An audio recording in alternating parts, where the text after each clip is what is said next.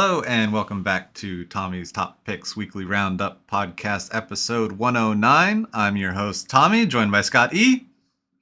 Hi, everybody. How's it going? Howdy, howdy.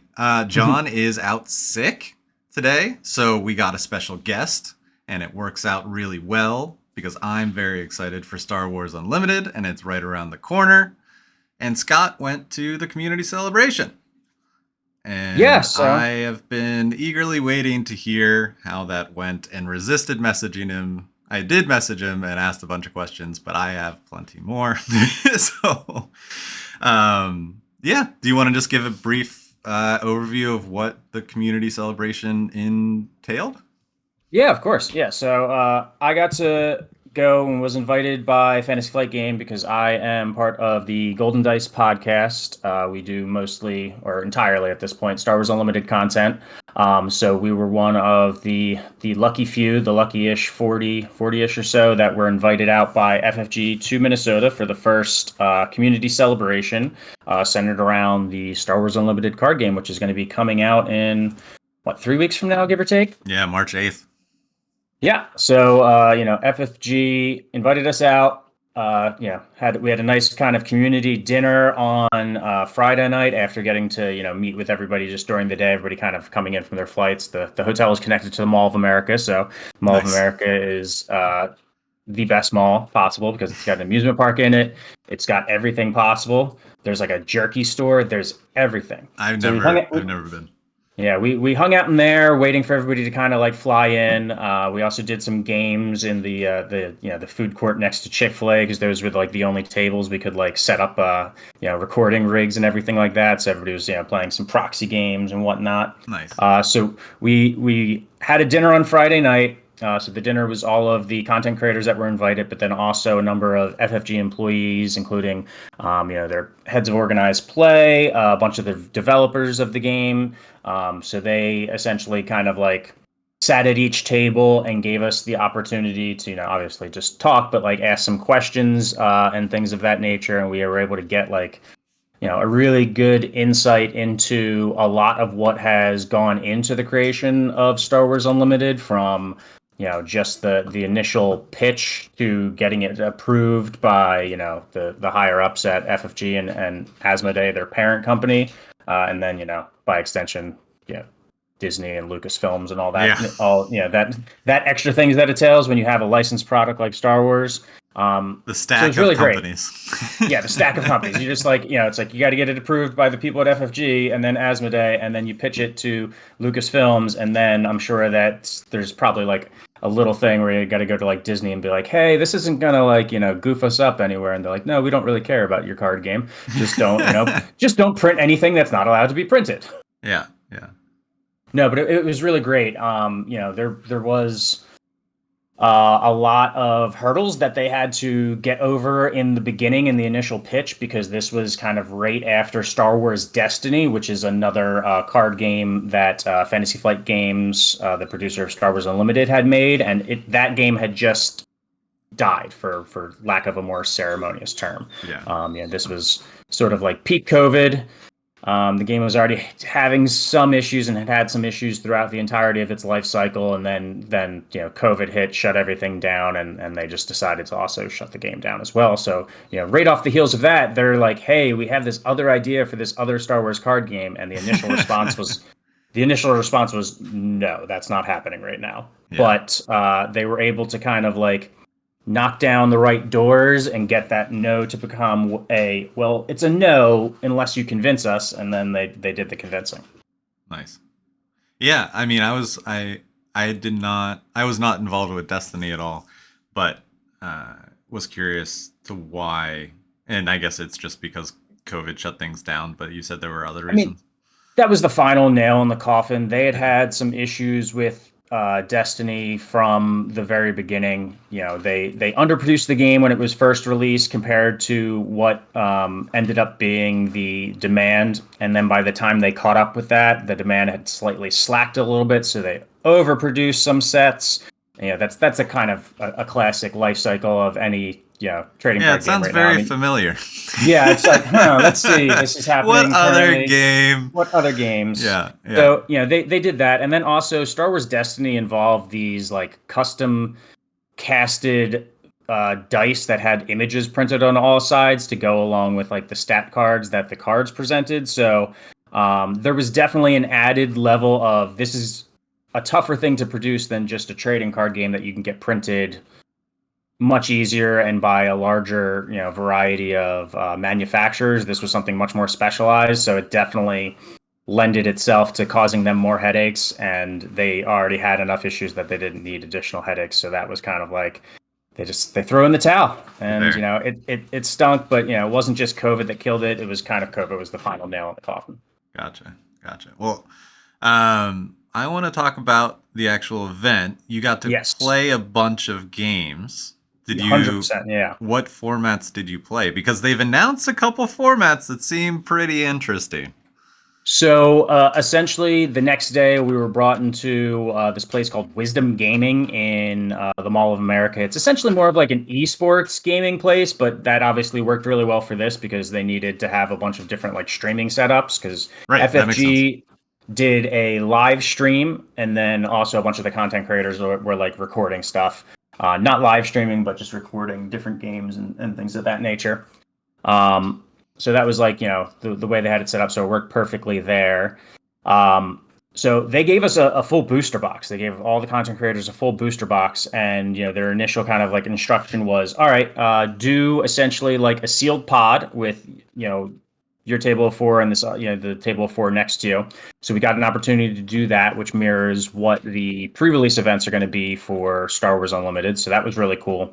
And then they said, after that, you can just do whatever you want with your packs. You can play draft. You can build constructed decks and play what is known as Premiere for Star Wars Unlimited. Mm-hmm. And while all this was going on, they were recording a live stream introducing Twin Suns, which is they're essentially like multiplayer free for all format. So Yeah. that's kind of like how it all was working and going along. So Oh, we so really it's got. more free for all and commander than more like two-headed giant.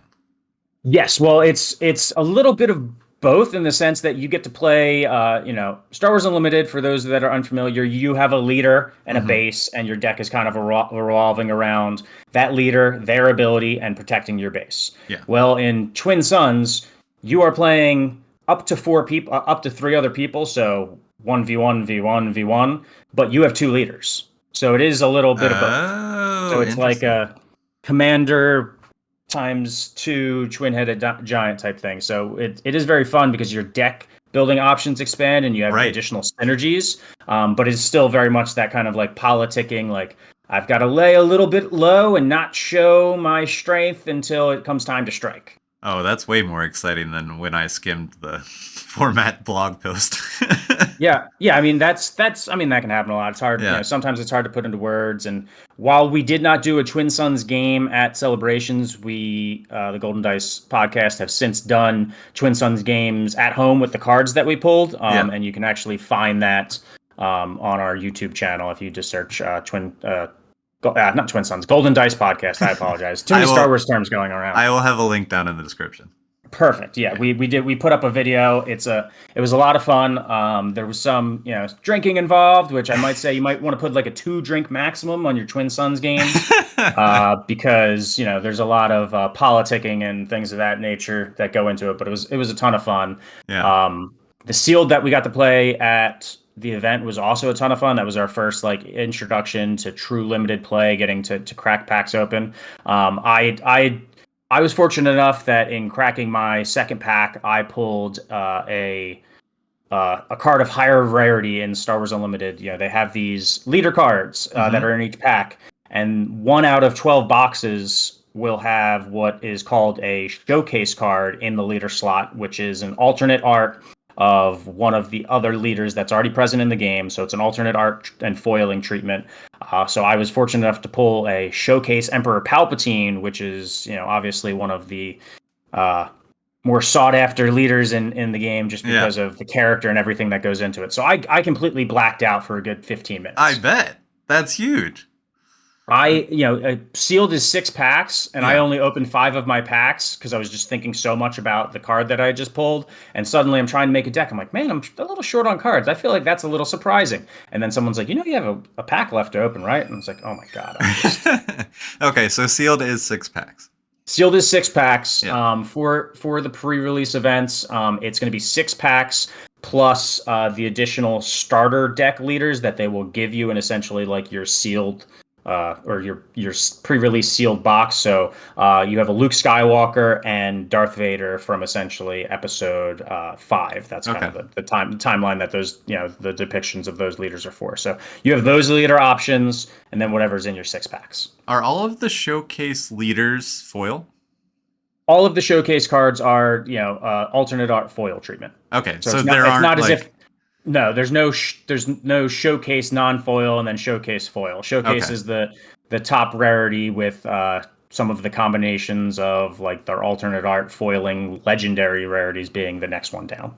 right. So with showcase non-leader cards, are there showcase non-foil or are So they there are no other showcase cards. There are only okay? showcase leader cards. Okay. What For the there's another There is an rarity. alternate art Yeah. treatment, yeah. Okay. And So okay.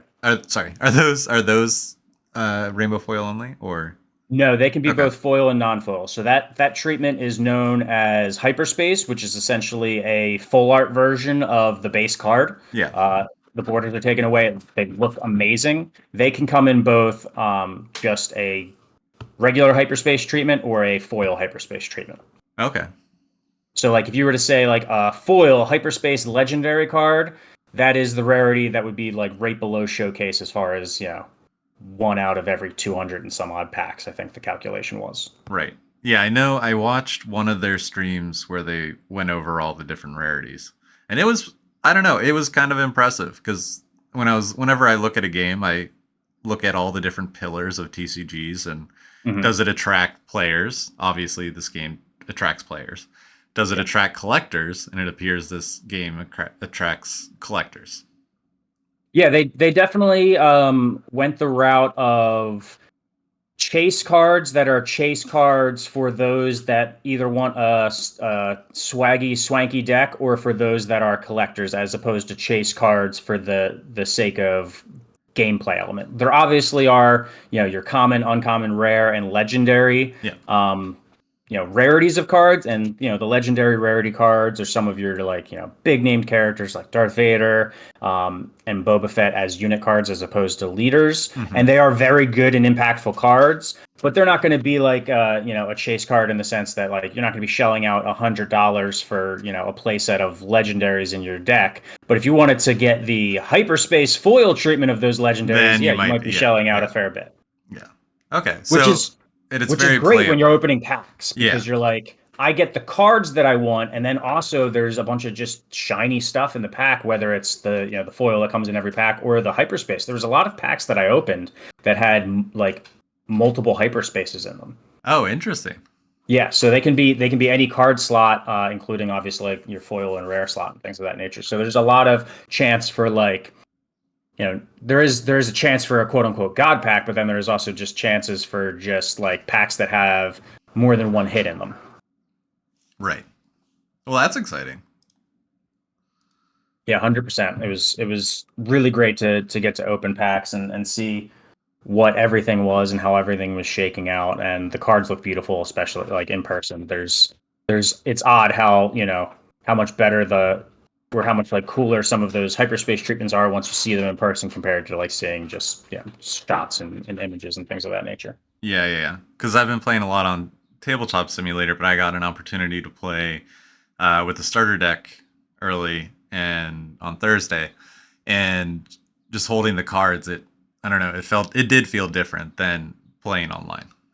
Yeah, I think there is I don't know what sensory thing it is that goes into it, but if you're, a person that plays card games and you aren't just a pure like digital card gamer, um, well, it's having the cards in your hands is just a much better feeling and experience, even though you have the exact art and you can play on Tabletop Simulator and things Yeah, of that nature. yeah. Cool. especially when like you've been like chomping at the bit and only been playing on either tabletop simulator Yep. or at home with like arts and craft proxy cards that look like garbage. Yeah, I didn't do the proxy cards, but I did. I have been playing a lot on Tabletop Simulator, and the people that made, if people are familiar with Felt Table from Fab Flesh and Blood, Hmm. they made Forced. I think it's called Force Table or Force Net. Yeah, Yeah, force table. Force Table, Yeah, and you can basically play against an AI and learn that way if you yeah. don't have someone to play against. That's definitely my I need a 5 second break from work. I definitely like boot that up Oh yeah. and play an AI starter game, even though the AI is not the most riveting partner to play against. No, but you get to get a hand for what you're dropping down as your resources and what Yeah, you're. you get a chance to know what your deck is going to do, Yeah, not so much what an opponent's deck would do. right, exactly. It'll So it's kind of usually like play, gold fishing. it'll usually play costs on cards on curve, but that's about it. Yeah, cool. Well, do you want to talk about the limited experience of it? Yeah, of course. Because we So got pre-releases coming up. I've signed up for one, maybe able to sneak in another, nice. and uh, I've been playing constructed. I've built my own decks already. I built a Sentinel Chewbacca deck that's pretty Okay. fun. Yeah, I found like Chewbacca as a like common leader option because he is one of the common rarity leaders. Yeah, For like sealed, he's also like a very good option if you're worried about combating aggressive decks because he does have that ability to turn everybody into a blocker for your base yeah, with his leader ability. yeah. So I took the route of with my box of 24 packs, I actually opened them as like four separate sealed pools of six because Hmm. I just wanted to get a better sense of kind of like the number of cards you're going to get and the different options that you have that are going into deck building for pre-release events. Because I have an article that's going to be coming up, you know, sometime probably actually this week preceding the pre-release events, just talking about how to build for sealed events and things like that nature. So that'll be definitely something to check out. But I found like in opening the packs, in some other games you will do sealed and you open your packs and you kind of know exactly what you're going to have to build right off Okay. the bat. You really only have that like maybe one option. If we talk about like Flesh and Blood a little bit, like let's say we're talking about building Uprising sealed. All Yeah. right, you open your packs and you're like, I don't have many blue ice cards, therefore I'm definitely not playing Iceland or anything Right. like that. Like it definitely there were times where you open your sealed pool and right off the bat, like, all right, I'm stuck with this one leader. Yeah. With Star Wars Unlimited, you have your four main aspects, which are command, aggression, cunning, and vigilance. They get broken up into generic cards for those aspects, but then also cards that are both dual aspect between like hero and aggression or villain and aggression.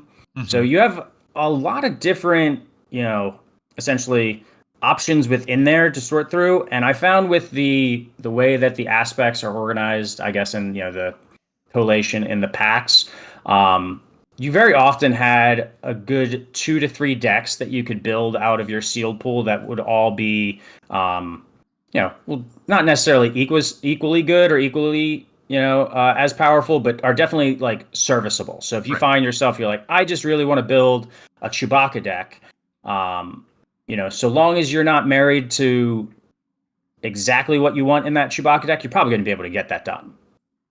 Like Nice. there are enough cards in each aspect, and you do pull enough cards in each that you can force what you want to force, or you can allow like the pool to kind of guide you. But there's still going to be decision points in there. It's not going to be as like one path as some sets in some other games have been at times with their sealed pools. Right. Because each pack has 9 common, 3 uncommon, and 1 rare or legendary, right? Yeah, and then it also has a base, which is a token card. You can Yeah. use any of the bases just for your deck building, and then also a leader card. So you're going to have 8 leaders to choose from, No matter and what. then Like those are just yeah, tokens. the leaders are not tokens, so you can Okay. only choose the leaders that you pull. But you have the 2 starter deck heroes, the Luke and Vader, and then Oh, right. And then the the 6 that you six pull. other leaders that are going to be in the pack. So And I've Luke yeah, and go ahead. Vader can't be in those, aren't going to be in They, those packs. They cannot be in the packs, but they are included in the sealed pre-release like kit that you get. Got it. Okay. Cool. Yeah. So there's a reason to pick up the starter kit in addition to Yeah, there are boxes. some starter only cards. They do play sets of all the starter only cards within the starter decks. Okay, so you only need one. You only need one, so it's not one of those issues that some games, and previously FFG did this, and some of their other games where it's like you've got to buy 3 different starter decks to get all the cards because they're one-offs. No, Yeah. they did all of the cards as full play sets, which is good. Awesome. Yeah, I have a little bit of a gripe that I get it because they're blitz decks, but the Kasai blitz decks only have the 2 copies of the extended art draw swords. Yeah, And it's just and like, then well, I really don't want to buy 2. So yeah, and then so you're on the secondary market for a premium off, and you're like, really? yeah, No, it's half yeah. In the this half the value of the deck, and yeah, case, I found with Star Wars Unlimited, the starter decks are both a good contained starter deck mm-hmm. to play against each other because you get 2 of them, but then also are adding cards to your premier constructed format that you actually want, but are not having to like buy 2 different versions of the starter deck just to have. Nice. And that comes with like tokens and stuff as well, right? Yeah, it comes with cardboard tokens, and then GameGenic, which is also under the parent company of Fantasy Flight Games, Asmodee, is doing like acrylic tokens to go Yeah. along with the game. We also got those as part of our swag bag for the celebration event. They are really nice looking. They actually show up better on camera than we thought. We thought we were going to have to get some like aftermarket tokens at slightly like blown up size just for Yeah. streaming games. But they show up pretty well. And then there obviously are a bunch of like other aftermarket token makers. I know I have Fab metal tokens for Flesh and Blood. I know Yeah. they did some for this game, but this game involves a little bit more tokens, so I don't know if I can necessarily Fair. go the metal route because they are. I don't want to call them expensive because I don't think they're like I think that's taking away from the quality, but they are a premium item. Yes. Yeah. Flesh and Blood, absolutely. you can get away with it a little bit easier because you only need a few tokens for certain effects. Yeah. Right. And depending on what deck you're playing, you don't really. Yeah, this game, unfortunately, you need damage tokens. Yeah. And there's a So lot of them. yeah, sometimes you need a fair bit of those because Yeah. you've got a lot on the board. Yeah. But Cool. yeah, And the sealed experience building felt really good because you do have options available to you, and you are having to make some like deck building choices to go along with that. And then playing sealed felt great, as well. Like it was games flowed really well. They didn't last an overly long time. Sometimes that can happen when your decks are very inefficient. mm-hmm. Yeah, I know there's been like a few sets of Flesh and Blood where like fatigue was the big Right. worry. Right. That's like how you're going to win is decking out your opponent. I have not found that to be the case with Star Wars Unlimited. I haven't found a reason to go over 30 cards minimum, the 30 card minimum for sealed because Nice. I was not worried about decking out. Decks are obviously a little bit less efficient, but they're not. It's not like you're just beating at each other with pillows. You can deal damage. I forget, or I don't think I've even come to this situation. Is what happens when you deck out? You take when you're forced to draw, you take additional damage. Right, that's right. Okay. So it's essentially like you don't lose. You're not going to get any new cards. You're just going to have what's on your board and in your hand. Right. But you're going to be on a clock. Oh, that's right. So that's part of then that's part of the benefit of like the mill cards is then They Yeah. could possibly be seen as damage dealing cards. So while I don't know if there's necessarily going to be like a dedicated mill deck, at least with the first set, I'm gonna try. There are definitely cards that can allow you to do it. Like the title card for the vigilance aspect. Yeah, vigilance. that's exactly the one I was thinking of. There's definitely been some games that I've heard of people winning by that win condition, but it was more just like the game went long, and then all of a sudden I realized my opponent only had 2 cards left in deck, so I hit them for the discard 6. Yeah. And ended up dealing enough damage. Nice. So, I did not find that like games were going overly long. They felt like they were like pretty snappy, and they followed the flow of like the usual game, just with like the inefficiency and kind of like having to like rub 2 sticks together to make fire that can happen in sealed play. They're like, all right, I've got to deal with this unit on the board. I don't have my normal just like answer in hand. I have to apply these 2 cards to try to get it done. Right. But I felt like you did have those answers and those options. And then, I got the pleasure to play one of the designers, Jim, and he had a card in his deck that I hadn't even seen yet because there were still cards that had not been previewed prior to us opening these packs. And while I had heard tale of the Super Laser Blast, I did not know what it did or its cost. And I got it's a board wipe. I got my board completely blown up after overextending so foolishly because I didn't know the thing existed, which was Dang. hilarious. It was a Yeah. great. I mean, it was very very kind of like apropos use to the card. And then I was like, hey man, we got to try again because I don't want to get hit completely like, unawares, and I'm going to play around it this time. And then the second game, I was able to like kind of play around it and not overextend my board. So eventually he did wipe the board, but I was Yeah. able to like repopulate. That's cool. Yeah. Yeah. So are all the cards out now, or do we know every card? Yeah, all of the there was nothing that was left unspoiled after the celebrations weekend. Got And it. like if you go on the main Star Wars Unlimited website, they do have a like card catalog and deck builder and collection builder on there along with like the other like third party sites that come up with them. So you can find all the cards there. And I know that they've been uploading all of like the different alternate art treatments for each card. I'm not entirely sure if they're finished doing that because I haven't looked personally, but that Right. was something that they said that they were doing, that they were going to have up on there. Like, so you can see the hyperspace version of each card, you can see the showcase version of each leader. Nice. Yeah, I saw that they've been updating the website, which is very Yeah, exciting. the website, I mean, like it's got everything you kind of expect, or you would kind of want from a TCG website. It's got a deck builder, collection, function. It's got a store locator. It's got an event locator, and I know that they're working on like fully populating that for the pre-release. Like, and your basic, rules and how to play, where to Yeah. find it, all that Different type of stuff, formats. and Yeah. different formats, all that information. So it seems like the website's like pretty robust. And has the functionality that you really need, which is like, all right, here's the rules. Here's where you can find the game. Here's where you can find events for the game, and here's the cards that you might want to look at. Will you need to create like Fab where you like have the gem? Will you need Yeah, to? I believe that is their intention for running events, that they're going to have essentially like that online account that's going to be connected to you for purposes of like tracking your qualifications for different things. Cool. And then that'll feed into the organized play Yeah. larger events.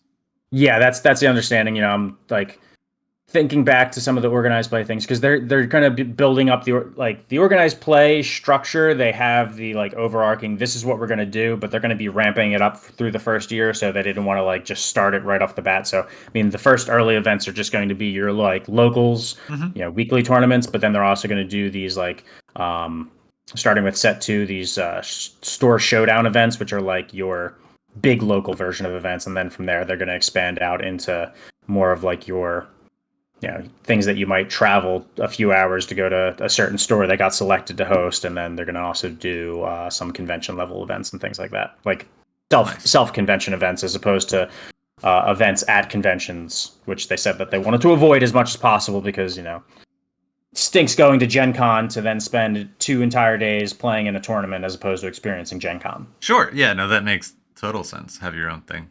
Yeah, and also you end up gating your tournaments behind a Gen Con trip. Right. So you said the next set.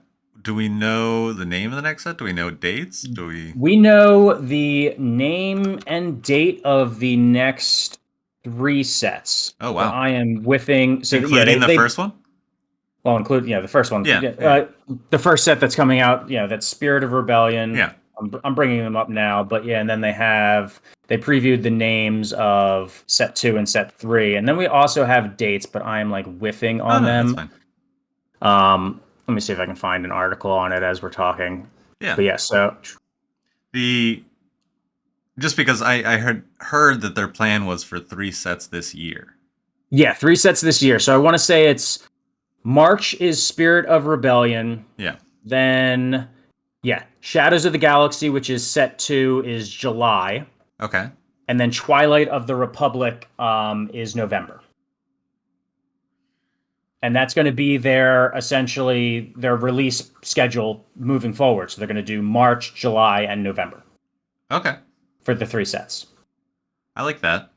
Yeah. And not only do we know the name of the next set, Shadows of the Galaxy, but they did preview as part of their live stream for the celebration event, they did preview the starter deck heroes, the two starter deck heroes for that set. They didn't preview the cards themselves, so we have Right. no idea what they do, but they put up an image, and it was a image of Moff Gideon and the Mandalorian Din Djarin. Oh, snap. Yeah, so Yeah. that's, I mean, Okay. Okay. very smart of them, as you know, like as soon as they can, getting the Mandalorian stuff into the game. Absolutely. Absolutely. Rest in peace, Carl Weathers. Yeah. Yeah. Yeah. No, I'm all in on this game. I'm very excited. Yeah, so Sealed was a lot of fun. So I'm very much looking forward to the pre-releases. I'm registered for um, three of them, Hmm. so I'm definitely. And the only reason I'm not going to four is because our friend Other Tommy and I Hmm. have a Warhammer 40K team event that we're going to go to. We're going to play on the same team for once. Oh, nice. That sounds fun. Yeah, so we're very excited about that. That unfortunately just falls during pre-release weekend. But I was like, you know what? Maybe I need a slight little break from the Star Wars Unlimited fun. But Yeah. I'm chomping at the bit.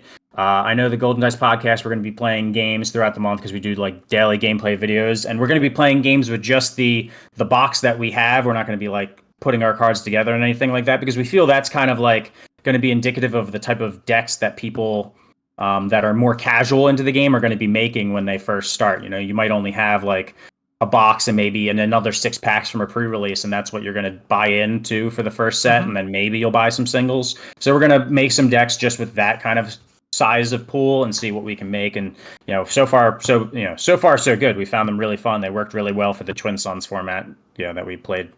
Nice. Then we'll see what other gameplay we have to come from that, because like I said, we got our box, but then I haven't gotten to this part yet. We did a little bit like of an after party thing. They did an after party mixer for us and for also the FFG employees, because this is something that's been a long time coming for them. They said they had been planning this celebrations event for the past 2 years. They didn't know exactly where it was going to be or Oh, who wow. was going to be invited, but that they knew they wanted to do some sort of preview launch event for this game, which is not something they've done for their previous games. Um, and there's a lot of things that FFG's been doing for this game that they haven't done for their previous games, which is definitely, as someone that's played their previous games and not been disappointed in the games. I love the games, but also like seeing like, oh, I wish FFG would have done these things. Now they're doing those things, and I'm just very excited. Nice. But we did a little after party where the designers came down to the hotel lobby and they brought some more booster boxes. So we did some drafts. Hey, nice. Yeah, I heard you were up Yeah. pretty late with that. 3:30 in the morning Minnesota time, which is like Yo. 4:30 our time. So yeah, Oof. we were up pretty late, but it's just like, of course I'm going to wait another like 30 minutes, 45 minutes for another opportunity to crack 3 packs for a game that isn't even out yet. I mean, there could be a showcase in those 3 packs. Right. There Oh, wasn't. yeah. There Yeah. wasn't. I did That's not fair. pull another showcase. In fact, there were only two pulled throughout the entire weekend, which was a little bit, you'd expect like three to be pulled based on the Yeah. number of boxes. But it was the very first pack that someone opened had one in it, and then the second pack that I opened, and then none after that. Wow. Yeah. So obviously that was very exciting for everybody. But yeah, we did some drafts in the lobby of the hotel, sitting on the floor. So I got an experience to. I got the opportunity to experience draft, which is obviously going to be your most common limited format, because typically like sealed is just for certain events and Yeah. pre-releases, and then draft is your like, if you're going to do limited, that's going to be your weekly option. And the drafts are great. I found like not only do you have like pivotal points as you're drafting, you have the opportunities to like pivot off of certain aspects that you might be drafting, realizing like the person next to you is going more heavily on villains, so maybe you want to pivot off into heroism, so you're getting, like you're not getting cut. Hmm. um, but yeah, you have like, and then you have deck building opportunities afterwards, because you do have a fair bit of 30 card minimum deck, and you're drafting out of 3 packs, so you do have a number of picks that can be quote unquote wasted on either hate drafting, or also if you were on like a different plan and then had to pivot. So that was really cool. Then obviously like you're opening the packs and everybody's like, this card's not going to go in my deck, but it's a hyperspace foil. I think Yeah. I'm going to draft it. Yeah. So there's Yeah. always that opportunity to go into it, and it was a lot of fun. I was like, you know what, I'm just going to draft as if I'm building actual decks. So I passed on a hyperspace foil or two, just to draft what I should for my Hmm. deck. And in hindsight, I regret it, but that's just the type of player that I am. That I'm like, I just want to see what decks that I can make out of this, so I'm taking the best option for me. Oh, absolutely. Yeah, yeah. And so, But if I had opened a legendary, I would have been. If I had opened a legendary or a showcase, I would have been taking that. yeah, probably. Yeah, that makes sense. Did so draft felt good? Yeah, draft felt great. The I did, we did two draft pods. The decks that I made out of them um, were essentially they felt like sealed but synergistic. So whereas sealed, you might just be having to include some cards because it's on aspect and they're decent cards. This felt more like I had more choice in the synergies that were going into my deck. So like I built one deck that was like more focused on the rebel keyword, and then like had a trooper subtype thing going on for it, and I was able to draft around that. Whereas in a sealed pod, those tribal type keywords, you're kind of like only getting limited synergy out of them because you just don't have enough cards for it. But in draft, you're able to target it on those cards. So cards that maybe require you to have a force titled unit or a force traded unit on the board to Right, utilize. They're not so good in sealed. They're really good in constructed, but they're actually pretty good in draft so long as you can draft them and draft the correct deck. right. So does that do the packs have some kind of consistency so that you can read? So the packs do have a degree of consistency to them. So one thing, as far as like signal sending, the way the draft works is the first thing you do is you crack open your three packs, and the packs are the paper style packs that the Belgium printing for Flesh and Blood have. I So they're love it. I love it. they're a joy to open. So essentially, you rip the top open of your pack, slide out the leader cards, and you do a draft of the leaders before you do the draft of the other cards in the pack. Okay. And the leaders are drafted face up because they're double sided cards. It'd be kind of hard to hide them. Right. The leaders are drafted face up, so you know what three leader options everybody at the table has when you go into the other cards. So that's a signal in and of itself. So That's that can really kind of smart. tell you. That can tell you, like, say the person sitting to your left, say they only have villain leaders. You know they're not going to draft hero card. Yeah. Yeah. You should probably go hero. Okay. Or maybe they have two villains and one hero leader, but you can tell in the other cards that they're sending you that they're not drafting like the hero cards of the aspect of their leader. That probably tells you that they're also on villain. But then otherwise in the packs, there is at least one card of each of the main aspects. So that's a way that you can kind of like read signals from other people. So like if there's no cards left of a certain aspect, that means they've been taken. That Okay. doesn't mean they didn't exist. That means someone else took them. Okay. Yeah. But That sounds it's awesome. it's not as signal intensive as say like I don't know some of the other sets of Flesh and Blood were. Mm-hmm. One Okay. second, my dog Yeah, has yeah. gotten a belt. I need to get it No, off. you're fine. You're fine.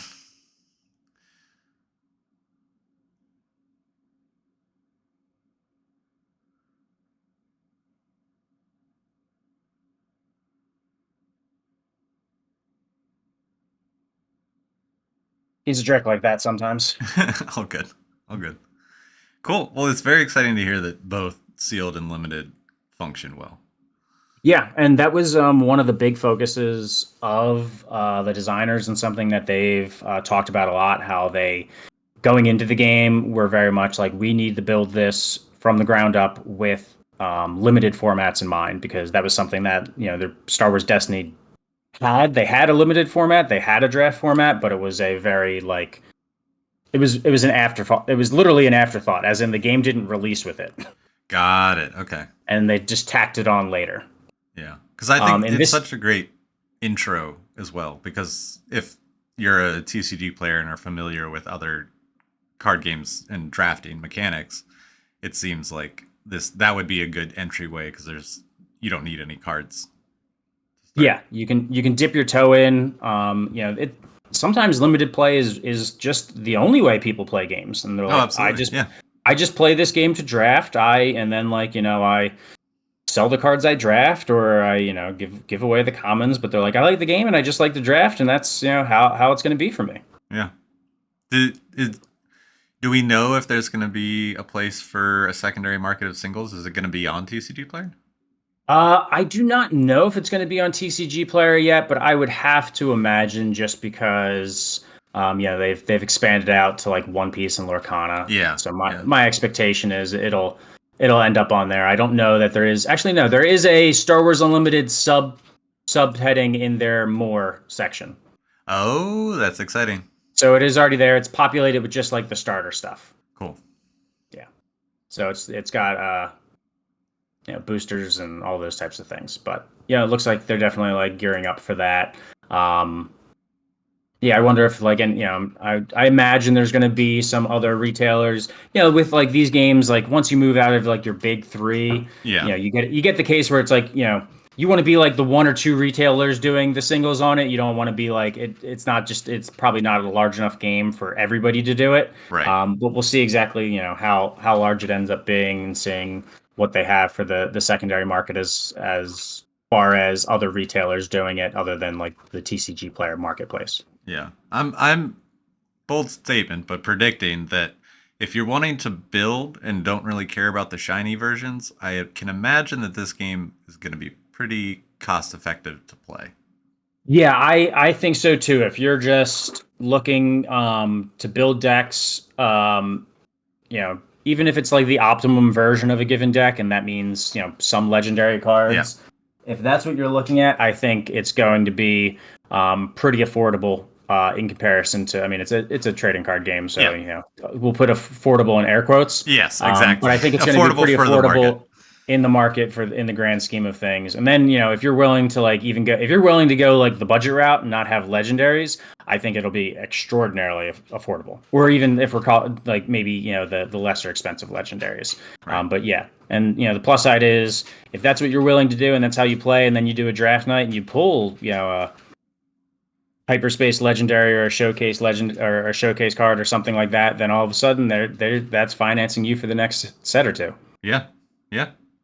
We obviously don't know, exactly what they're going to go for. I pull the showcase palp and people are like, name your number and we'll talk. And I'm like, I just don't know what number to name at this point. So Yeah.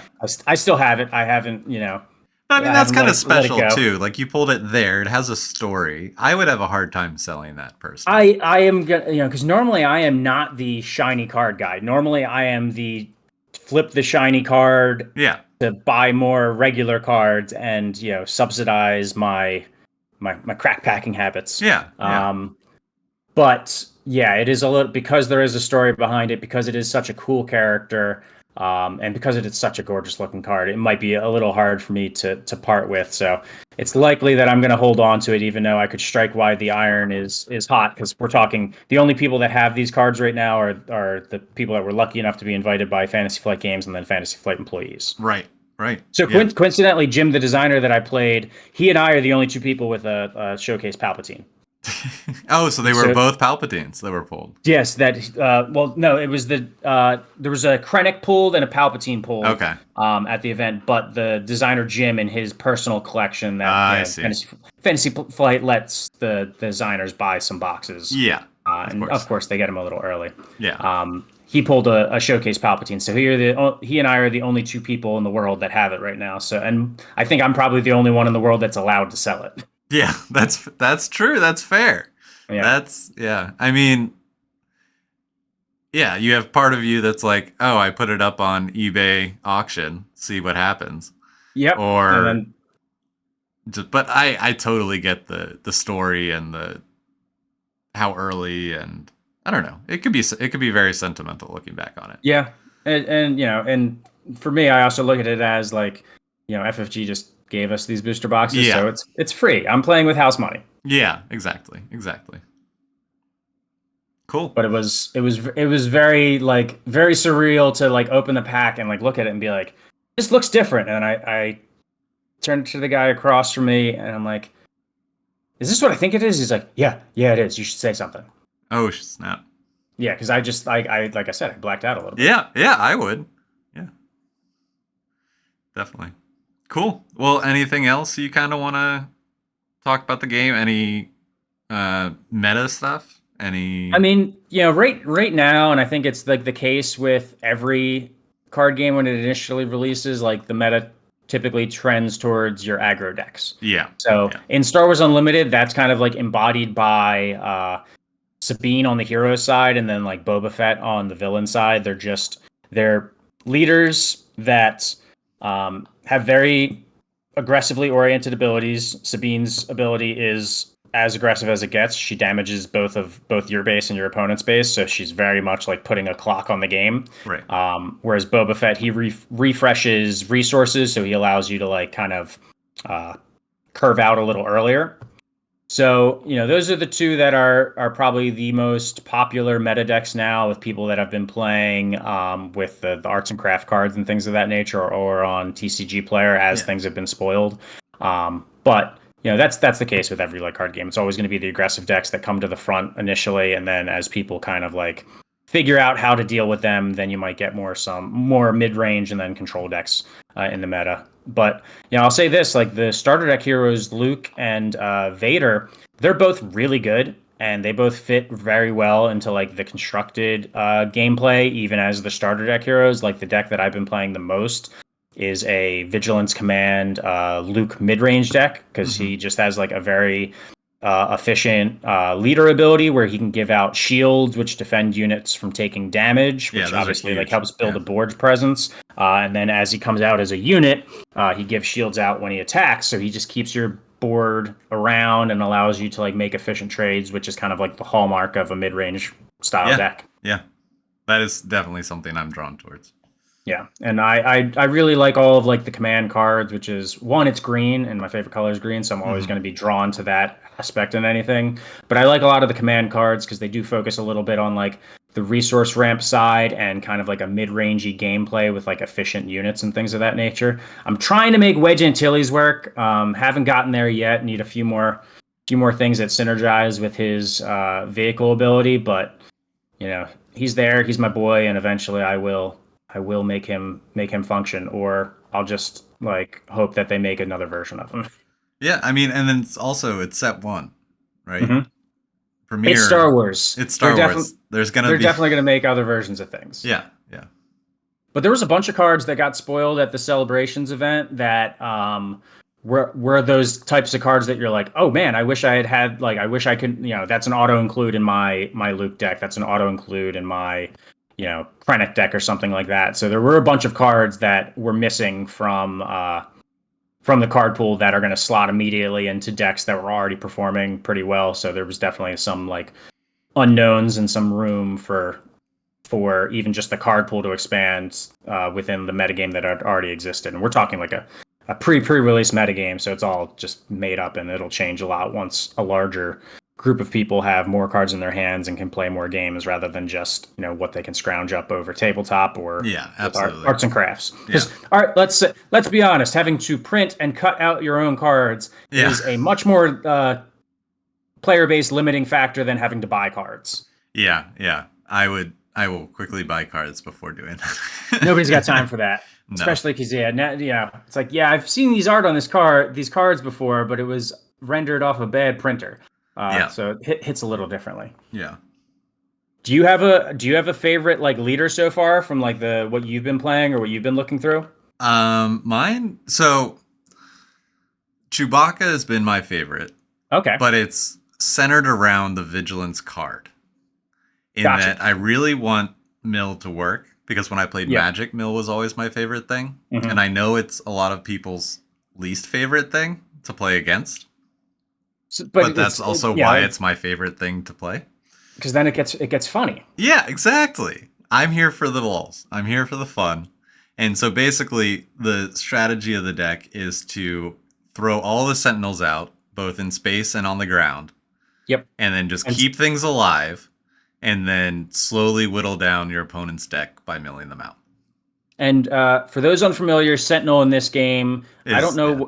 It's like Taunt in Hearthstone. Taunt in Hearthstone. That's exactly what I was thinking. Yeah. It basically means that if you have a Sentinel in either the ground or the space arena, your opponent can only attack a unit with Sentinel. They can't attack another unit or your base. Right.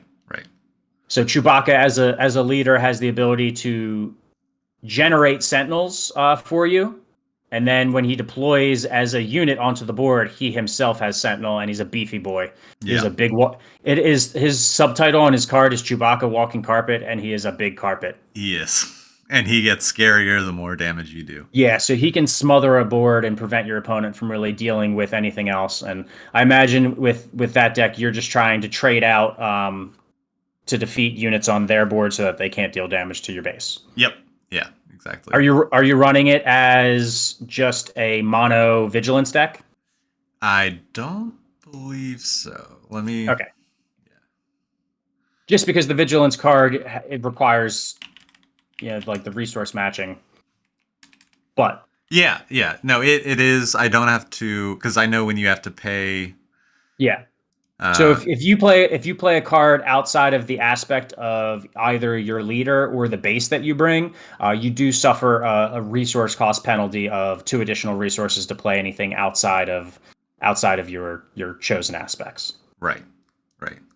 Now, I will say this for certain cards, like some of the double resource cards, like Vigilance, like Cunning, you can definitely play them in decks and just deal with the resource penalty.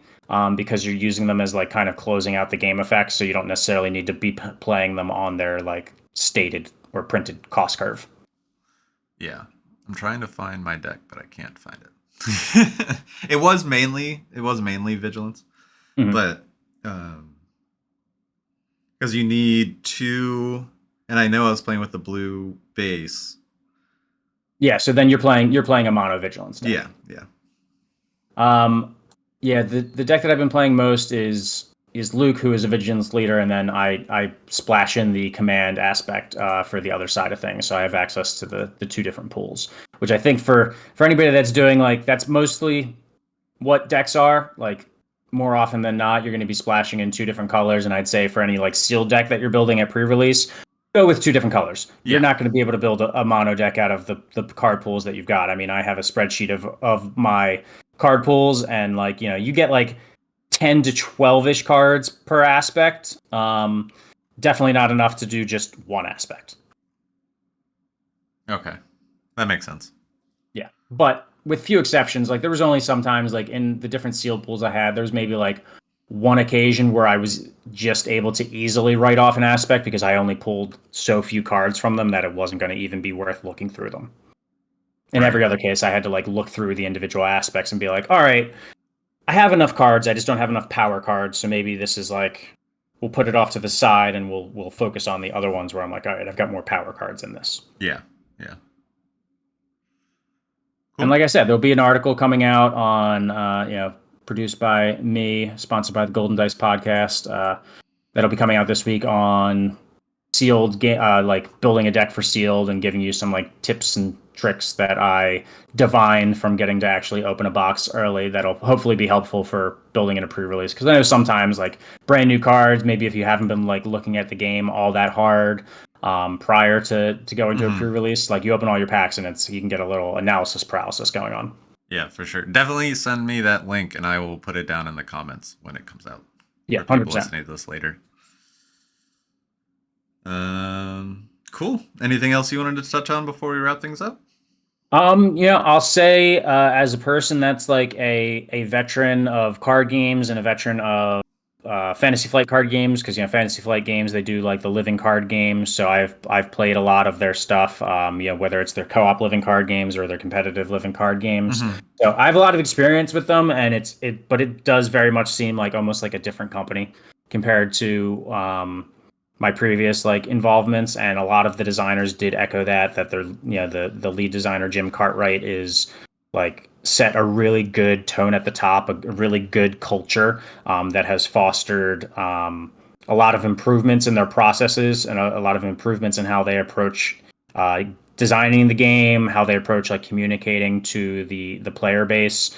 So it's been really great to see, and they've done like basically anything that like I could have thought as a maybe a grizzled veteran Yeah. skeptic when the game Okay. was Okay. previewed. They've really hit like all of those boxes, whether it's from having having a pre-releases scheduled and releases scheduled ahead of time to being ahead on design. I think they're like sets into design at this point. It might be 8 or 9. Oh So wow. they're like into the second to third year of sets already, which is great because that's how you hit your release dates by Yeah. having things done ahead of time. Yeah. To just having their OP structure, the changes they've made to that, having it in place prior to the release of the game, which is something that they've struggled with previously.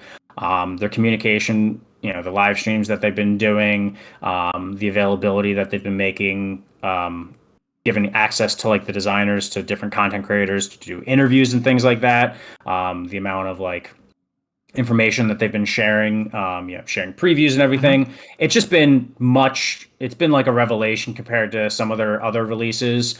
So I'm very much looking forward to the release of Star Wars Unlimited, and I'm very much thinking that they are going to dodge a lot of the pitfalls that they've fallen into, and other Hmm. card game designers, fall into. I mean, we can look.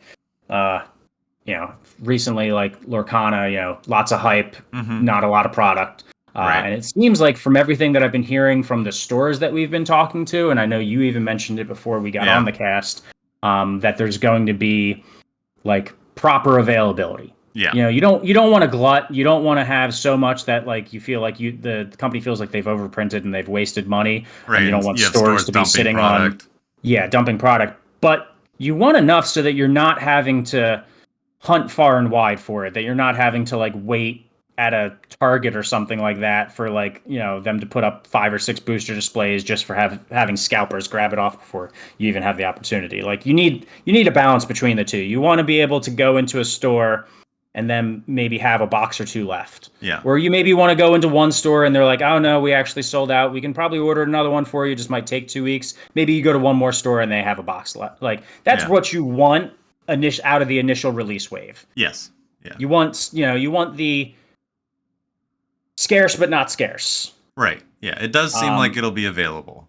yeah, and I don't that's have like any the concerns about that. And it yeah that is something that's always scary because FOMO's a thing, and then you have it come out, and then it's nowhere to be found, and the demand is way outweighing the supply, and then yeah boxes go crazy, and then players can't get cards, and drafts don't go off, and yeah. That's like the big thing. Like you need to have product for these draft events, so you stores need to be able to get things. yeah, And then you also just have like the issue like if the game is scarce originally, then you lose a lot of that initial like excitement, and you can have like a little bit of a wane by the time you catch up. right, right, So it can be really tough for games to navigate that, but it seems like that is not going to be the case here. I haven't really heard anything from any of the stores that I've been talking to about like worry about allocation. It seems like people are getting what they ordered, which is great. yeah, Um, I know in our area in particular, we've got a lot of stores buying in. We've got a lot of stores running pre-releases to the point where like, on Saturday and Sunday of that pre-release weekend, you've got options if you really wanted to go to, yeah, you've got, yeah, 2 or 3 different options that you want to go to, which is great. That's not every area. Like, a game, unless you're Magic the Gathering, yeah, right, you're not going to be in every store in every area. So I'm sure there are some areas that can't say the same things that I'm saying, but I hope that's more often than not the exception rather than the rule. yeah. And I hope people show up to show the stores that they made the right decision. Yeah, seems like I mean, the place that's running the Warhammer event that other Tommy and I are going to, Wargamers Guild, which is up in like Hamilton, New Jersey. This is the Yeah. first trading card game they're buying into as a store, and Wow. their pre-release, which they were smart and they set out one of their pre-releases early, is on and they're doing it on a Friday, so they sold out real quick. Wow. Yeah, so they're super excited, and like that's super big for a store getting into their first trading card games. They're primarily like a miniatures game store, to buy in and have that interest. And I'm hoping like the events that we're going to over the weekend. Yeah, I Hmm. expect that like just by the number of people that I know are already going, I feel like they're going to be successful. Yeah. And then That's we awesome. then we can we just got to wait one more week, and then we can start doing drafts that Yeah. Monday after release. Oh yeah. Yeah. Yeah. No, I plan on going through my boxes, but then re-putting the cards back into the pack as they were, Yeah, just so that we can draft. People can nice. draft. Yeah, and like I said, like I said before we got on, planning on doing some basement draft leagues. So we'll definitely have to invite you over for them, since Oh, I'm all, yeah, you I'm know all in. some of the people that are going to be involved Yeah, from yeah, yeah, yeah, either Flesh and Blood or from our yeah, Warhammer yeah, friend group. yeah. No, that's very exciting. And it seems like when you were talking about how far ahead they are on sets, it seems like they plan to stick around. Yeah, that's one of like the big things, when I call like TCGs and other games like that, I call them like lifestyle games, Yeah, because they're not like a board game that you just buy once and then maybe you buy an expansion. Like think of your favorite board game. You don't think of that as much as you do your even third favorite card game. right, That's just kind of how it is. right. So they're what I think of as lifestyle games. So I think like people, when they buy into them, they're buying into them for the long haul. So they also want the company to have bought into the game for the long haul. And it seems like for this game, they've invested significantly more upfront than Awesome. maybe some previous games where they weren't as far ahead in design. They didn't have as big of a design team. They didn't have, as much skin in the game. But for this, they have a bunch of, you know, uh, skin in the game, as far as you would think from like company resources. Hmm. And then that designer Jim Cartwright I mentioned, he has like literal skin in the game because he tattooed some of the aspect symbols onto his forearm. Oh man. So he is extremely invested in this game being a success, because there'd be nothing worse than having a tattoo on your arm for a game that didn't do well. Well, I have a tattoo of the Philadelphia Fusion on my arm, so rest in peace. Yeah, see, and they become funny stories later, but you'd Oh rather it yeah. be the funny story that's also like, and it became like, the best selling card game of like, or the best selling new card game of 2024, and still going now 10 years later. I can see it. I mean, you have Fantasy Flight, which is they make incredible games. They're Hmm. showing commitment. They're showing the change. They're proving veterans that this is different, and they have a plan ahead. And they have the Star Wars IP. Like it's Yeah. Star Wars is an IP that can stick around. Yeah, it definitely can. And, I know it is funny when you think about it. Like, the Star Wars card game history has had a lot of like, it's had a lot of entries. Hmm. But, it's also had like a lot of games maybe go before their time. If we're dating back to like the original Star Wars card game from Decipher, how they like lost the license and had that like crazy embezzlement scandal like in the Hmm. mid early 2000s. And then you had like Wizards of the Coast take on the license, and they didn't really want to make a Star Wars card game. They just didn't want to have the other Star Wars card game compete with Magic. So that game died pretty soon.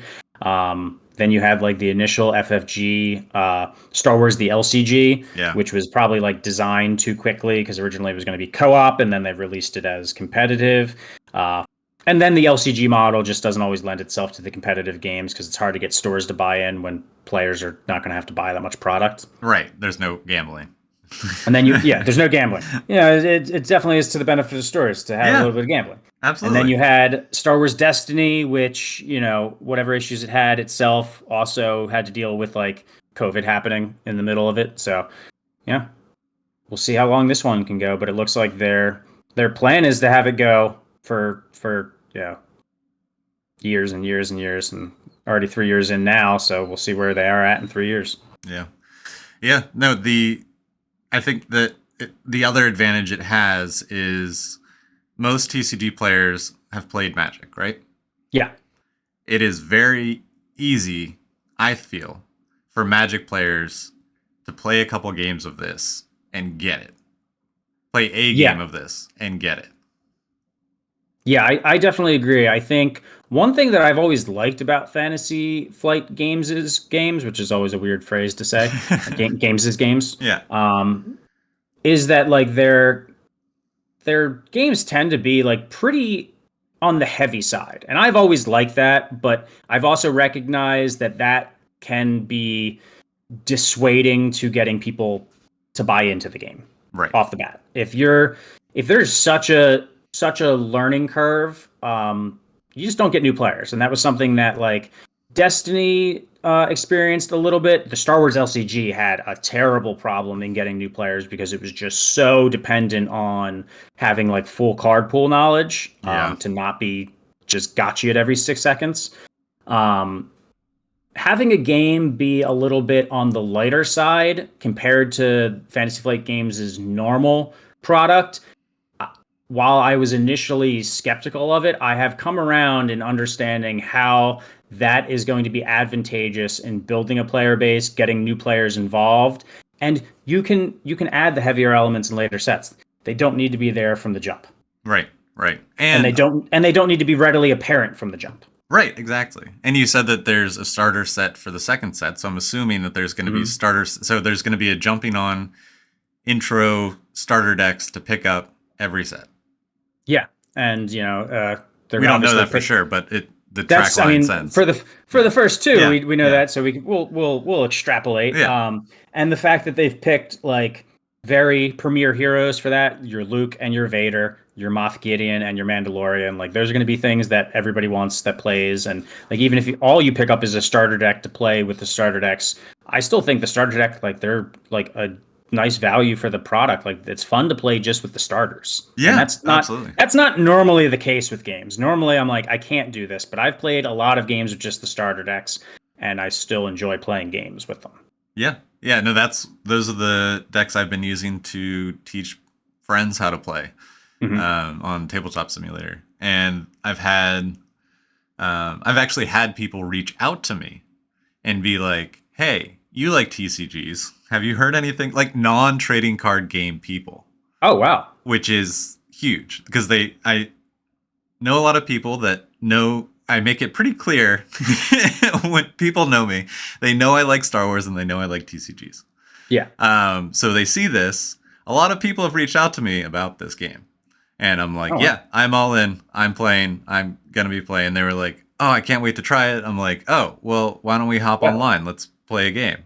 yeah, And and even people that haven't played TC, like they played Magic maybe over a decade ago, like in high yeah, school. yeah. And they were able to pick it up by the end of the first game. You And they got the the core response. mecha- Yeah. the core mechanics like are very easy to get. Yeah. You play units, you attack each other with those units, and then you have some events that maybe do some other things to those units. That's the core mechanic. Yeah. And then you have a leader, like the leader's the spice. Right. Those are the core mechanics. Very easy to get off the bat. And then when you start getting into like card efficiency and all those types of things, that's where the depth is. Yeah. Yeah. And like play patterns and like the synergies and stuff like that. But like you don't need to. Nobody needs to know those off the bat. They just need to be able to like feel like they're playing cards and making an impact on the board. Right, exactly. Like just getting in, and it you can't feel like you're losing very quickly.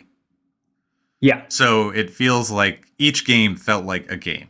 Now it yeah. can turn and be one-sided by the end of it, but But it didn't feel like that the entire time. right, right. And I think the starter decks that they've made, I think they're very much more mid-rangey decks. So I think they picked correctly in the leaders that they put on there, or they designed correctly for the leaders they put on there. They Hmm. didn't put like an aggro leader in there. They didn't put like a heavy control leader that just says no to everything. Yeah, And really, there isn't too much control in this game. Is less of there's no like counter spells or anything like that, and there's that alternating action, so it's very much less of that. But they picked two leaders that make you play the game. Like the game has to go a decent amount of length before those leaders like take over. yeah. Well, to Whether you be win or lose, like it's until you get to Luke and Vader that the game's going to be decided. yeah, yeah. And to be is fair, great. Luke does say no, and Vader draws 3 cards. That's fair. There is a card that allows you to say no, but your opponent gets to draw 3 cards rather than dealing 7 damage. Yeah. No, that I played Vader in the demo I went to at the LGS near me. Mhm. And I drew that card. I hadn't seen that card before. I read it, and reading that card sold me on this game. Not that I wouldn't have been sold by many other things, but that was my moment of I'm sold. That's awesome. Because if you can work in, you have an IP I love, you have solid gameplay, easy entry for new players so that I can play with friends that don't typically play trading card games, and I just have starter decks at my house, and when they come over, because I have friends that come over, they aren't involved in TCGs, Yeah. but they enjoy playing them. And so we've played like the Rhinar Dorinthia starter decks, we've played like the Magic Lord of the Rings starter decks. I just have a little shelf of starter decks for different games. And I think this is going to go over really well. That's great to hear, because I know that you are very much the gamer that is trying to turn everybody into a gamer, whether it was yes. that Shatterpoint painting night Oh yeah. with the friends of yours that had never painted miniatures before. Yeah. Oh man, I'm like I was marveling at that, because I would feel so like I've done it with gamer friends. I got some of my my TCG gamer friends to pick up Shatterpoint, and I taught them how to paint. Mm-hmm. But to get like non-gamers involved in stuff, that is big, and to feel like, this game has the ability to allow you to get non-gamers into a game is really like a good omen for the game, because it's Star Wars. So you're going to have people look at it and be like, I like Star Wars, but I don't play games. Yes. And if they can pick that up and feel like they can, have some agency in the games that they play before they even know how to play, perfect. Yeah, absolutely. Because that's all you're asking. You're not going to be like, you're not going to 99% of the people in the world are not going to pick up a game having never played that game or games before and be good at a game. No. But you just want to feel like you've had some say in what's going on. Yeah. To be good at the game, you have to have knowledge on the game, and to have knowledge on the game, you have to spend time with it. Yeah. If you were good at a game without having knowledge of a game, if everybody was good at a game without having knowledge of the game, you would say the game is too shallow. Yes. Yeah. So there's that, or it's luck based. Or it's luck based. Yeah. Yeah. And fortunately, there are, I don't think they're planning on having any Pokemon style cards where it's like, all right, try to do something, flip a coin. Yeah. I mean, that's fine for Pokemon, because it's made for younger kids. Yeah, exactly. But and then that game fills its purpose of onboarding kids into 100% trading card games. I think we Pokemon. Other Tommy's kids play a dumbed down version of Pokemon with each other, and they're 4 years old and 5 years old. And I think like he could very easily take Star Wars Unlimited when they're 6 and 7 and start teaching them a little math. All right, 2 + 1 is how many? Yeah. I actually don't know what. I'm sure they know what 2 + 1 is already. Right. Because they're very smart. I just don't know when you teach kids math. But you could teach kids a little bit more as far as that goes. Yeah. We have a friend. I have a friend who has a kid and the friend is very into TCGs, and he started with Pokemon, and now he's playing Commander. Oh, nice. And the best thing is, you can give them all of your old cards, and they're new to them. Yeah. I mean, or you can just buy new, or you can just be a degenerate parent and be like, I want to this open is an packs excuse too. to open a box. Yeah, I want to open packs too, and that's very much what that. I mean, I plan on using my young niece and nephew for that. If I can get, I already given my niece like Pokemon cards. Well, she also has some Flesh and Blood cards. I just had to curate. I had to curate the pretty ones. Fair. Because there's some that are probably not age appropriate. But she has Pokemon cards, some of my old Pokemon cards, and if she's interested in them, I will definitely be like, oh, here's a booster box for your birthday. Let's open it. Yeah, no, for sure. The downside is you do that with kids, and like they open a card, and they're like, ooh, foil Charizard, and you're like, that's $150. Yep. We didn't see that one. How do I steal it from them? I will trade you this for that. No. I will trade you this card for an entire another box. I've had that discussion with people before. Like, what do you do when your kid pulls a really expensive card when it comes to Pokemon? And I think the best thing to do is buy them, because if it's a really expensive version, there's a cheaper version. Yeah. You buy them the cheaper version, give it to them, take the expensive version, put it in the proper top loader, make sure it's sleeved, like take care of it, and then just put it somewhere. They can do what they want with it when they're of an age and agency to decide. Exactly. I think that's a really good route. You don't sell it. You don't keep it. It is theirs. Yeah. But they will be much happier when they are older and find out that you took it away from them only to give it back to them. So because it's like the last thing. I mean, it's like do you just let them play with it, because they're going to ruin it? Yes. Not through any fault of their own. That is option number 2. That's option number 2. You just pretend they didn't pull it, let them play, let them have fun. Or you just you acknowledge, oh, this is really cool and really rare, and you just let them play with it. Yeah. Now, I do like with Pokemon, because sometimes you get those special art treatments to some of the trainer cards. Yeah. Those are the ones that the kids are not interested in that you can then go sell. Yeah. Yeah. And then Because they're like, it's buy not them another Charizard. box.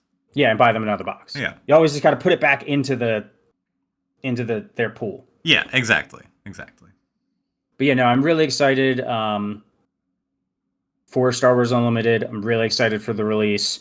I went from being like I'm skeptical to I'll play like draft Yep. to now, my credit card's about to take a major charge.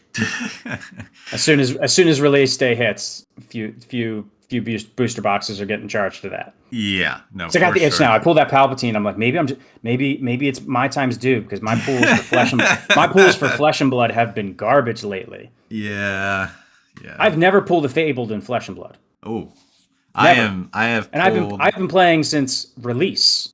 Yeah, I pulled an eye. I pulled a cold foil library. I pulled Grandeur, rainbow foil, Blood of Drakai. That barely I think counts. that was it. Yeah, that's not really one. The only major ones in rarity. Yeah, the major hits are the cold foil library and the rainbow foil eye. Yeah, the only Fable I own is a Plague Hive that I bought and then got signed by the people that do artists. Yeah, the artists. Wow. Yeah. But oh, good. I don't know where I was going with that.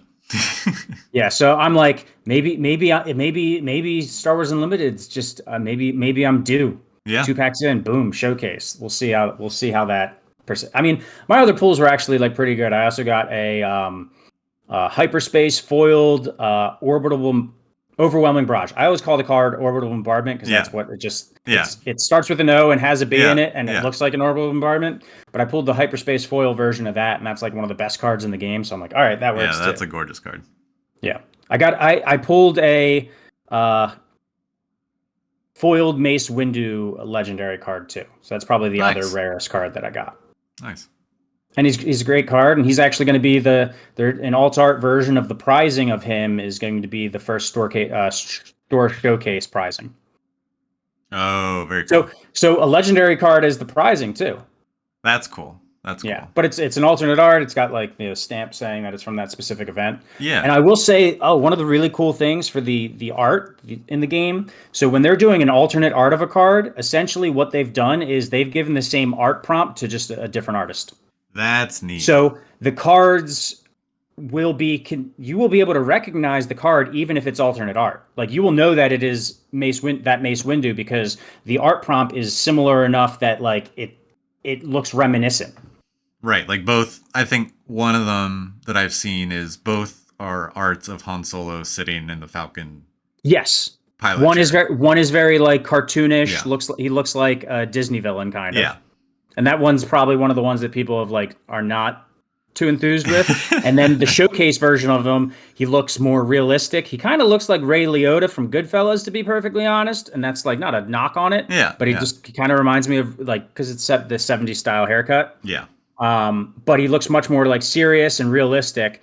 And yeah, they just gave the art prompt to 2 different artists. So you know that it's the same Han because it's Han flying the Falcon, but it looks very different, but same. Yeah. Different, but same. So I now have 2 more. Oh, wait, go ahead. You finish that. That's the same way with like that Mace, or even like the Emperor Palpatine, like the showcase Emperor Palpatine I have on the regular Emperor Palpatine. It's Emperor Palpatine like sitting in his throne room chair as if he's like viewing the duel between Vader and Luke. Yeah. That's the base card and the showcase card. The showcase card is just a cooler version. Nice. So I just spawned. I know we were going to wrap up, but I had 2 more questions. Oh, you touched on the OP. Yeah. So like the OP rewards, I guess. Mm-hmm. Prizing. So yeah, we know for the first store showdown. We know for the store showdown that the prizing is going to be alternate art Mace Windus. And it's just the winner? No, it's actually the top cut. Oh. So it's the top 8. So essentially, what Interesting. they're doing, the top 8 will all receive a alternate art Mace window that says top 8 on it, and then That's the top cool. 4 will receive the top 8 because they did make the top 8. Yeah. But then they also get the top 4 version of it. Then the finalists also get another version of it. So if you win the event, you actually get 4 copies of that card. Wow. So eight If you for semi and final. yes, if Wow. you make the finals, you get a playset. That's super cool. That's So yeah. yeah, that's for the first, and like these store showdowns, they are not they're not supposed to be like big events, like Yeah. any basically any store that meets the requisite requirements. So I'm sure like buys, even a minimum amount of product and maybe hosts like some other events, they're going to be Yeah. able to get a store showdown. The store showdowns are still like casual level events, so they can be run even on like a weekday. Interesting. They're not supposed to be that. They're not like supposed to be like 5 rounds of Swiss top cut to top Yeah. 8 type things. They're just supposed to be like 4-round events because I think they cap out at like 30 supporting 32 players. Hmm. So however many Swiss rounds requires for an undefeated after that. Yeah. That's what they're supposed to be. I believe they're best of 1 events. I know there's been some conversation about whether it's best of 1 or best of 3, but like they could be a weekday event. They don't have to be like a scheduled weekend thing. They don't have to be run just on one weekend, like and Road to Nationals or like a Pro Tour Right. Quest Good. thing, Pro Good. Quest. They will have those style of events, but that's not the base level of their like non-weekly style events. That's good to hear. And then they're also doing like weekly kits and things like that. I don't know if we have like any information on those at the moment though. Okay. Okay. I wonder if because then my other thing was GameGenics involvement and all of the stuff that they're doing with Yeah. like play mats and tokens and deck boxes and sleeves and So, I mean, we got as part of our swag bag, we got one of those new Game Genic boxes that nice. they specifically made for Star Wars Unlimited. We got the hero one, so the white version. Great quality. Game Genic deck boxes are always really great. This one's like got the added bonus of having the like snap case Mm-hmm. kind of like Window insert for the leader. window for the leader, and then Yeah. it's also got like a separate like insert for your base and the thing, so you don't have to put it in the main card. It's got a token compartment. Then they've got the boxes that are like for 2 decks, which would be perfect for Twin Suns format because you have 2 leaders. Oh, right. Yeah. We got the art sleeves that are coming with it. Played with them over the weekend, so did a de minimis amount of shuffling with them, and they're holding up pretty good. I'm a Dragon Shields stan, so So they're not gonna replace your dragon shields. no, they'll never replace my Dragon Shields just because my Dragon, like, I'm always of the, like, I shuffle like a monkey. Yeah. Same. Like, I mash shuffle. I'm not the riffle guy, so my sleeves take a beating, so I have to go with the highest quality, and the highest quality I've ever found for sleeves is Dragon Shield, and I love their Dragon Shield mats. Shout out to Dragon Shield. Yeah. That's kind of like I've used Old Spice deodorant since I've started using deodorant. I've used Dragon Shield sleeves since I started using sleeves. Yeah. Since they Fair. were made. I'm sure I used other sleeves back when I was like 7 years old and played Pokemon cards. Yeah, of course. I don't think Dragon Shield existed back then. Probably not.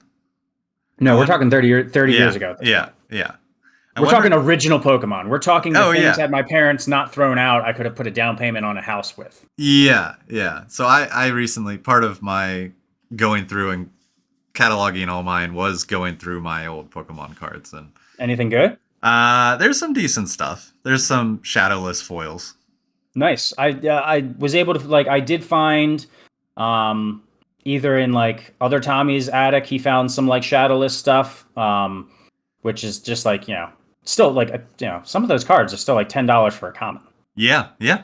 So it's like, all right, cool. You've got a Pikachu with a red cheeks. Yeah. $20. All right, cool. Yeah. You have 7 of them. Yeah. Exactly. Doesn't need to be a first edition foil Blastoise. You still can make out like a bandit. Yeah. Although I think the rarest card that I found out of like any of like old friends' collections wasn't anything first edition base set. We had some first edition like fossil or first edition jungle foils. So we're talking like a few $100 because they were in okay enough quality. Yeah. But I Yeah, remember I had like a Blastoise deck. They had three. I had however many things you're allowed to run in a deck times 4. that Yeah, many first edition, four foil first edition Blastoises yeah, that my parents threw out at some point in my life. yeah, yeah. I know I lost most of my collection um, at some point, but there was more found later after. So, but yeah, there's also Yeah. some Yu-Gi-Oh stuff in there that I haven't gone through yet, but I Oh doubt. yeah, I couldn't. That is one card It's game that. something that I would have to like research to be able to read and Yeah. understand symbols and sets, and I don't have the I time or patience for yeah. that right now.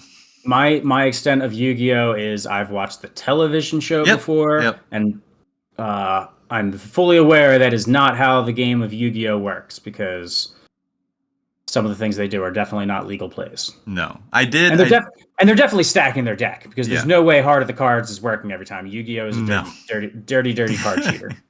he is. I mean, they also really don't shuffle when they show themselves shuffling. It's like a crappy tarot shuffle, which is not a shuffle, so he's definitely stacked. Yeah, absolutely. Yeah, the I did play Yu-Gi-Oh as a kid, and remember playing my Exodia deck unsleeved on the sidewalk. So that hurts me now. Yeah, I But distinctly remember that happened. Like when I was younger, because Pokemon was not the first card game I played. The Star Wars card game was the first mm, card game I played.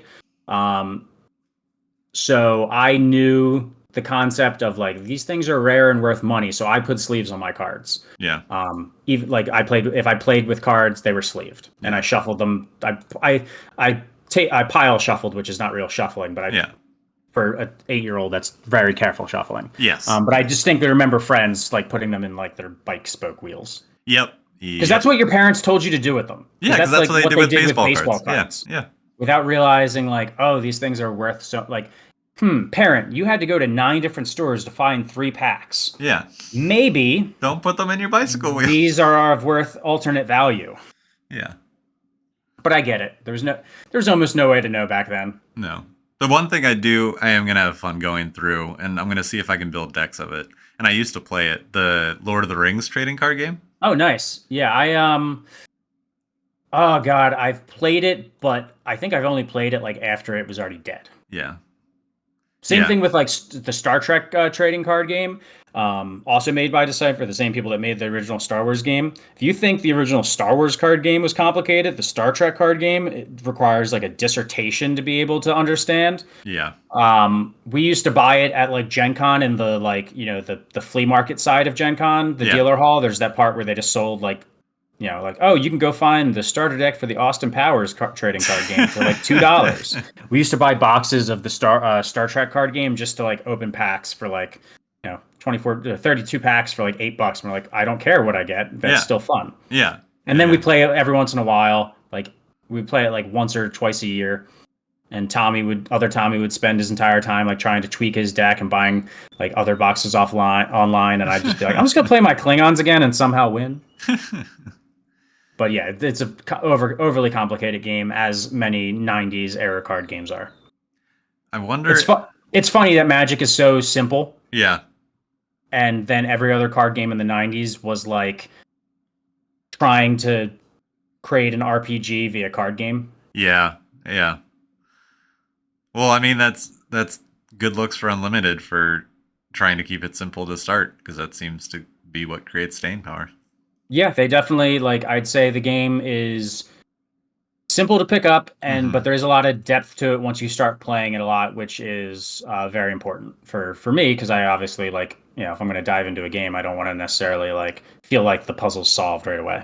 Yeah. Do they still have the Lord of the Rings license? Because they do the LCG.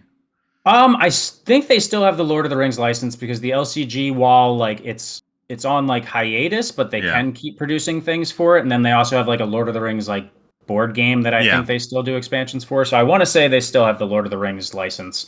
But then again, Magic did that Lord of the Rings set, so I don't know how ironclad the licensing is. Right.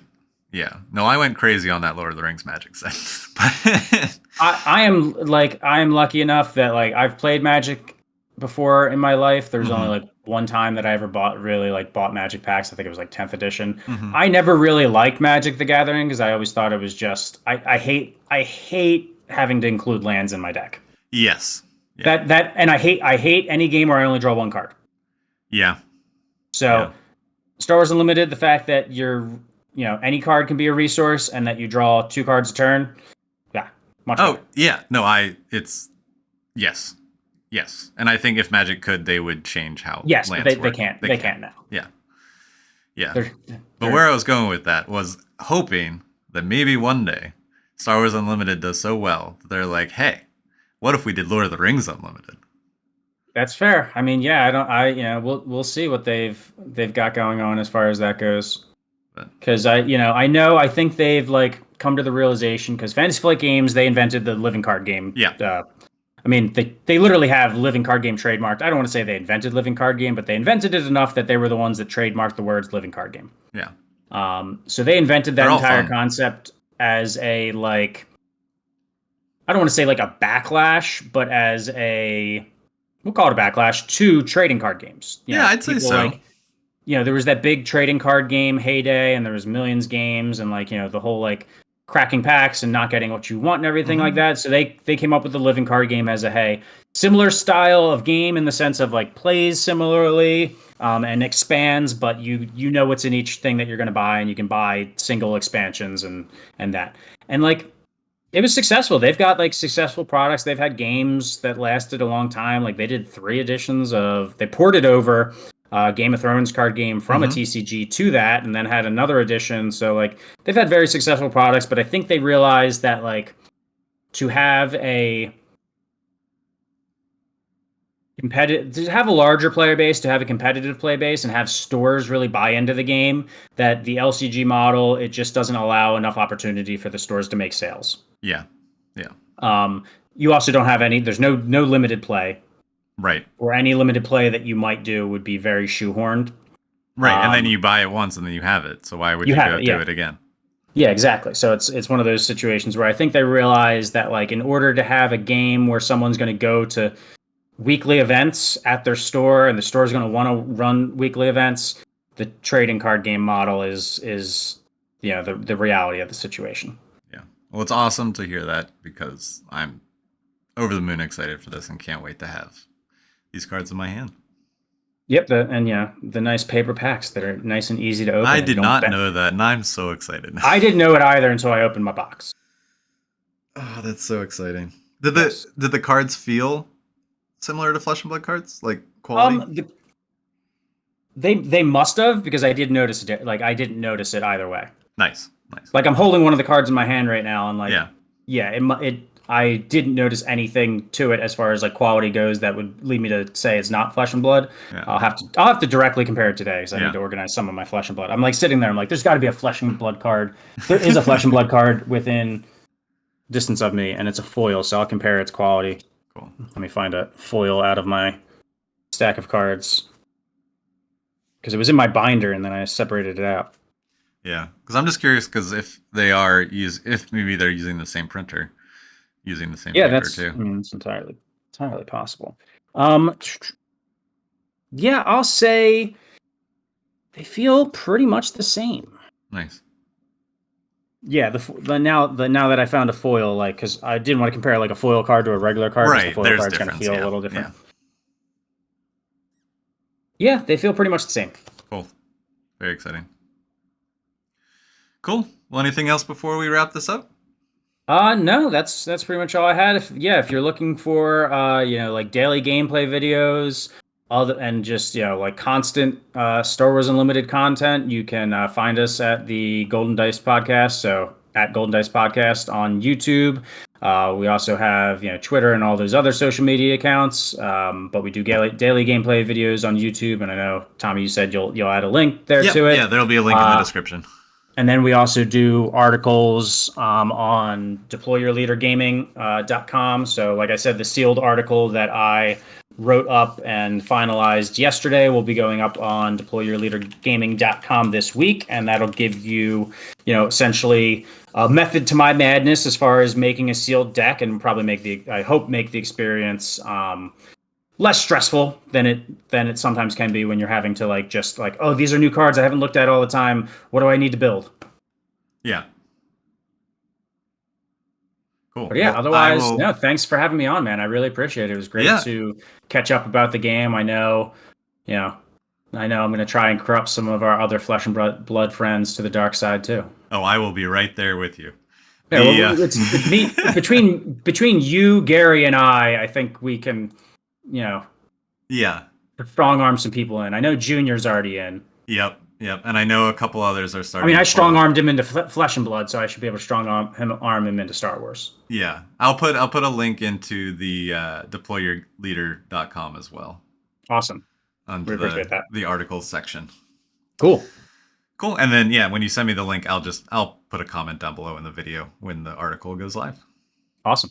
Cool. Well, thank you again so much for coming on. I've been anticipating, anxiously anticipating this discussion, and I've learned a lot.